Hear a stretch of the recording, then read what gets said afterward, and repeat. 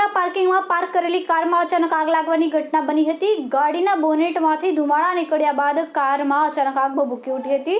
જોકે ફાયર વિભાગની ટીમ ઘટના સ્થળે પહોંચીને આગ પર કાબુ મેળવી લીધો હતો, પરંતુ અડધી કાર બળીને ખાખ થઈ ગઈ હતી। સુરતના અડાજણ પાલ વિસ્તારમાં આવેલા વિશાળ આર્કેડના પાર્કિંગમાં મૂકેલી લક્ઝરિયસ કારમાં અચાનક આગ ભભૂકી ઉઠી હતી। વિશાળ આર્કેડના પાર્કિંગમાં પાર્ક કરાયેલી કારમાં મોડી રાત્રે આગ લાગતા અફરાતફરી મચી ગઈ હતી। કારના બોનેટમાંથી અચાનક ધુમાડા નીકળ્યા હતા અને ગણતરીના સમયમાં જ આગે વિકરાળ સ્વરૂપ ધારણ કરી લીધું હતું। જોતમાં બોનેટથી લાગેલી આગ આખી કારમાં પસરી હતી અને કાર બળીને ખાખ થઈ ગઈ હતી। બનાવની જાણ સ્થાનિક લોકો દ્વારા ફાયર વિભાગને કરાતા અડાજણ ફાયર વિભાગની ટીમ ઘટના સ્થળે પહોંચી આવી હતી।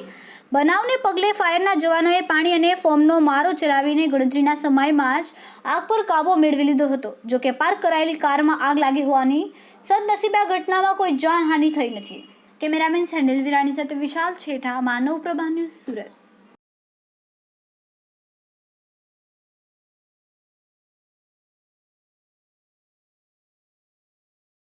અમારા વિડિયોની નવી અપડેટ મેળવવા માટે સબસ્ક્રાઇબ કરો માનવ પ્રભા ન્યૂઝ ચેનલને।